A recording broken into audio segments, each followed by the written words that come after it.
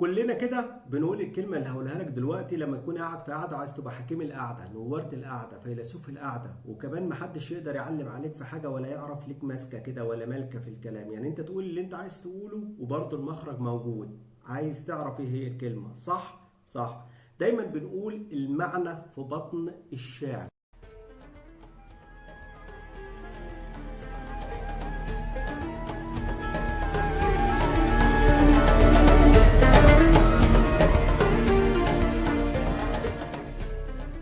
المعنى في بطن الشاعر. الله، طب اشمعنى بطن الشاعر يعني؟ ليه ما يكونش ودن الشاعر، عين الشاعر؟ هتبقى منطقية. اصلا في بطن الشاعر ده تمشي بس مع الشيف شربيني، يعني الراجل ده وظيفته فحاجة حلوة. وبعدين ايه جو المطاعم ده؟ فهو ده الفكرة في كلمة المعنى في بطن الشاعر. طب انت عمرك سألت نفسك مين هو الشاعر؟ الله، وليه بطن الشاعر؟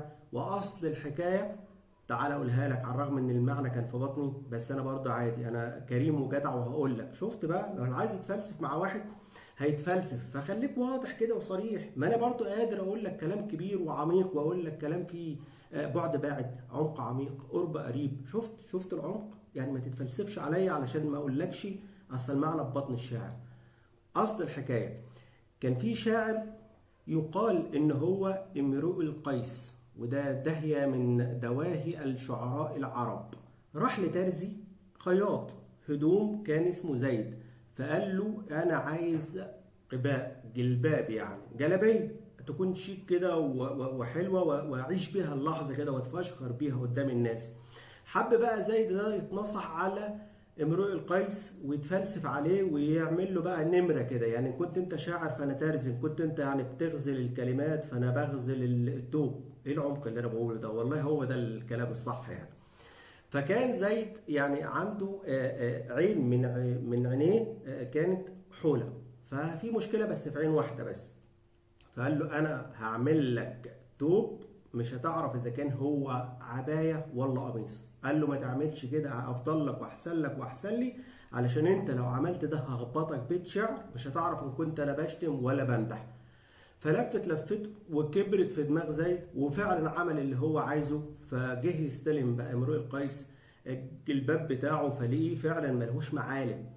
فراح خده وراح السوق، جمع الناس فقال لهم لقد خاط زيدا لي قباء يا ليت عيناه سواء. فسأل الناس جميعا أمدح هذا أم هجاء؟ حيرهم. شوف بص العمق، هو ده المعنى في بطن الشاعر. يعني الناس مش عارفة هل هو انت بتدعي عليه ولا بتدعي له. هو الراجل عنده عين من الاتنين حولة، انت عايز السليمة تبقى حولة ولا الحولة تبقى سليمة؟ حيرهم. من هنا جاتت كلمة المعنى في بطن الشاعر وانتشرت.